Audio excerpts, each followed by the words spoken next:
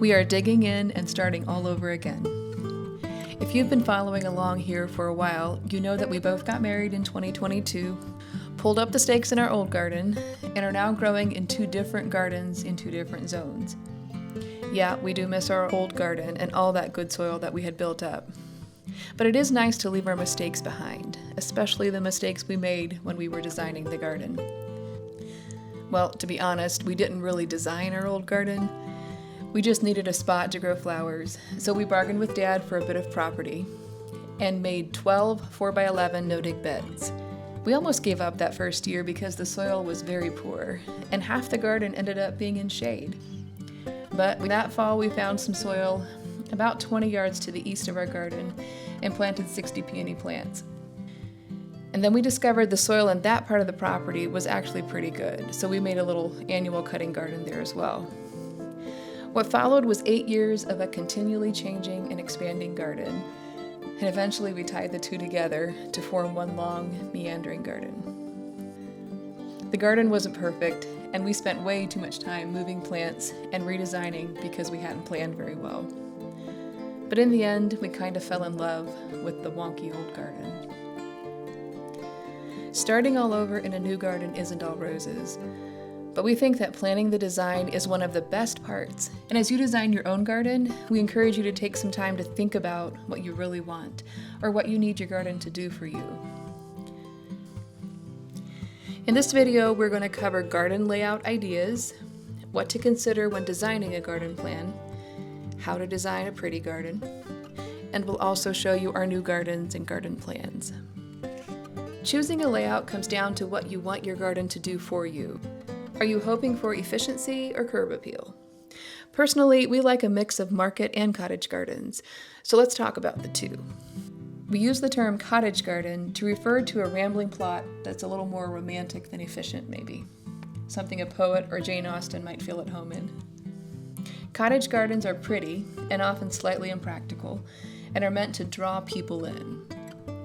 We use the term market garden, on the other hand, to describe something a little more utilitarian. Something that's meant to churn out hundreds of flowers or veggies a week to make a profit. What they sacrifice in beauty, they make up for in efficiency, and that is a beauty all its own. Think long, straight rows, probably a few weeds, and probably several compost piles lurking on the edges. You could say it gets the job done. So whether you decide to do a cottage garden, a market garden, or like us, a little bit of both, a hybrid garden, we would suggest to go for a manageable garden size if you're just starting out. Gardens don't need to be big to produce an abundance of flowers or veggies, and just because you can plant a 2-acre garden doesn't exactly mean you should. Take it from us. So when you're deciding where to put your garden, there's a few things you should consider. Wind, sun and shade, drainage, and efficiency. When planning your garden, consider the wind. Do you get high winds and lots of them? Do you garden in a sheltered spot? You'll want to locate it in a spot that's as protected from the wind as possible, but wind isn't a deal breaker. We had a lot of wind in our old garden. You'll just need a few more stakes to stake your flowers with. Most vegetables and flowers prefer full sun, which is about 8 to 10 hours of sun a day. Some flowers will do better in shade or part shade, and a garden that includes both, with most of it being full sun, is probably the garden that you want. A well-draining spot is ideal for a garden. No-dig beds that naturally raise over time, because you're adding compost and other amendments, can actually help with this. But aim for a flat or slightly sloped area. Too much slope, and you'll need to combat soil erosion. Over the years, we got a little bit smarter about making our garden efficient. Think about how you want to move through the garden. Break up long rows with small paths. Think about how you're going to lay irrigation if you need to use it. And I would actually almost suggest start with your irrigation plan if you can, and then design your garden. Several things to keep in mind if you want to design a beautiful garden. Think about the borders of your garden, make them as interesting as possible. That could be adding in berries or bushes, something to add a little interest in the borders. Garden structures can also help to create beauty. You can use arches, arbors, bamboo or twig supports, and those will also create height and interest in the garden. As Add seating or workbenches to give yourself, or maybe your bouquet, place to rest while you're working in the garden. You can also place your tall objects like arches or supports in such a way as to create a pleasing line for the eye to look at. Mulch your paths. You can ditch the practical landscape fabric and use mulch instead, and it will look a lot more natural. You can also plant flowers in the front of your garden that bloom all season. That has the benefit of making your garden look appealing all summer long. When I started thinking about planning out a new cut flower garden, I had to think back to the gardens I saw in the old Victoria magazines I discovered in my early 20s. The articles showed British gardens, both formal and cottage style, and they made me fall in love with those styles. There were all the old-fashioned flowers I loved from the seed catalogs I'd been devouring since I was old enough to read them. Foxgloves and delphiniums, snowdrops and hellebores. I loved the boxwood and lavender hedges, and of course all the English garden roses. More recently, Morgan subscribed to The English Garden for me, and I found so much inspiration in those pages as well. Paging back through both of these magazines has helped me to realize that I wanted to capture this look in my new garden. But I also know I need to be practical, so I've decided to start with the market portion of the garden this year. Then in the next several years, I'll add things like stone, shrubs, permanent structures. I want to spend a year in this garden first, getting to know how the sun, shade, wind, and soil affect it. And just for reference, this year my garden will be about 30 foot by 80 foot. With that in mind, I laid out 8 market-style beds that are 4 foot by 15 foot each. These will be filled with annual flowers and vegetables. My overall plan is to add 4 more of these beds at the back, but I'm probably going to have to reevaluate that this fall. I need to get a good grasp first, I think, on how much I can do by myself. I like the idea of having rooms in my garden, and to create those rooms, I planned for perennial borders on either side of my market garden. I want these borders to have a cottage feel, so they'll be planted with a mix of perennials, maybe a few shrubs, and maybe I'll put an arch in each one, I'm not sure. This year I'm starting a few perennials from seed for these beds, but there will also be a lot of annuals just to fill in the space until I decide what I want to do with it. These borders will also help to break up the west to east wind pattern that seems to sweep over this garden all the time. There's a gap in the trees to the west, and the wind likes to just whip through there. I'm also putting a long perennial border in the front of the garden. Same idea, a mix of perennials, shrubs, and I want to put roses in there eventually as well. I don't have a lot of plans for that this year except to get it ready for these flowers to come. If I have time, I may plant several rounds of cover crops over the summer. We'll just see how it goes. This bed is currently riddled with moles since the black plastic I put down to kill the grass seems to be just the place for them to live. I've got a trap set, so we'll see if we can catch all of those. I've run into 2 problems already in my garden. The moles I mentioned, and then a second problem that I have had is that there's a lot of glass through all the free leaf compost that I've been putting on my garden as a mulch. Also very disappointing.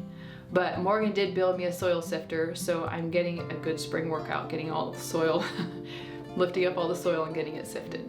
There's a room for dahlias in my garden as well. There will probably always be room for dahlias in my garden. The plan currently is for 5 rows of dahlias that are 2 foot wide by 30 foot long. I'm planning to plant them single file like we did in our old garden, since that seemed to work pretty well. Most of my garden is being established with no-till, but these beds are going to get tilled. Digging 75 holes in untilled soil did not seem like a fun job, so they are being tilled. I'd like to eventually add a small greenhouse to the left of my studio. Another thing I want to put in is a couple of peony beds at the back of the garden, maybe this fall, and maybe a small grove of fruit trees. But these are all just ideas right now and probably won't get done until next year and maybe even the years after that. How do I plan to give my garden that British feel I love so much? One way is I'm going to incorporate roses in the front garden border and over the shed. I want to add some small stone footpaths to separate the long border beds into shorter beds. I'm planning to add arches and other garden structures eventually, along with the fence along the front. I think a garden fence adds mystery to a garden. Whenever I see one, I always think, ooh, what's on the other side? There will be boxwoods and lavender, hydrangea, and all the old-fashioned flowers. I'll be asking a lot of this garden since I want it to be both beautiful and productive, but I find I'm most inspired by beauty, so I want to create a garden that inspires me to create more. My philosophy on gardening, if you can tell by now, is a little like Pooh Bear's on writing poetry. He says it's much better to let the verses come to you. I'm approaching my garden design that way as well. I want to add elements to the garden as I go, adding a bed here, a hedge or an arch there. For me, gardening is intuitive. I can lay the best of plans, but the fact is, the plan will change as we go along. My garden inspiration comes from a lot of the same places. I also love cottage gardens and English gardens, but I do love orderly market garden rows and could stare at pictures of neat little lettuce and onion beds all day long. So I'm going for 2-foot beds and narrower paths than we had in our old garden. I only need about 1 or 2 beds to have low tunnels, so I'll make at least 2 4-foot beds, and the rest will probably be 2 to 3 feet. I'm not sure yet. But I've wanted to try narrower beds that you can plant and harvest from the same side instead of having to walk around and do the other side. Our garden is roughly 50 by 50, so that would be about 2,500 square feet. And about half of it will be flowers and half vegetables. So I will be tucking carrots, peppers, onions, tomatoes, herbs, cucumbers, pumpkins, and actually a lot more into the vegetable half of the garden. If you like lots of what not to do content, I'm sure I'll be producing some of that this summer. I am growing in a new zone, and my soil is a lot different than I'm used to. So this year is about efficiency, amending the soil, and learning to understand the seasons in Zone 7B. I actually started this year behind schedule just because, who plants a garden in February? I'm not used to that. So most of my early spring stuff that I started from seed indoors was started about a month late. I just wasn't aware of what was going on, I guess. Last year we had sweet potatoes, and they took over the entire bottom half of the garden, and we had massive sweet potatoes last year. But I'm going to try to grow them up either a trellis or a teepee this year, just to try to contain them a little bit more so they don't take up so much real estate. Eventually, we do plan to add a garden studio or shed on one side of the garden. We want to do some outdoor seating back in the garden area. I'd like to add a hedge of blackberries and raspberries. And I do want to do some fruit trees too. Now, when I say that, all the locals either shake their heads or laugh at me because you can grow fruit in Arkansas, but we get some wild temperature swings in the spring. So often the trees will bud and then they will get frozen out. It might be a few years till I get up my courage, but I've got some ideas I'd like to try. So that's it. That's my plan. What I've shown you today probably will not end up being exactly how it is in the garden. It's just, I don't know, stuff just kind of happens. I know that by now. So it is good to start with a plan, but we help ourselves feel better by saying you gotta hold it loosely.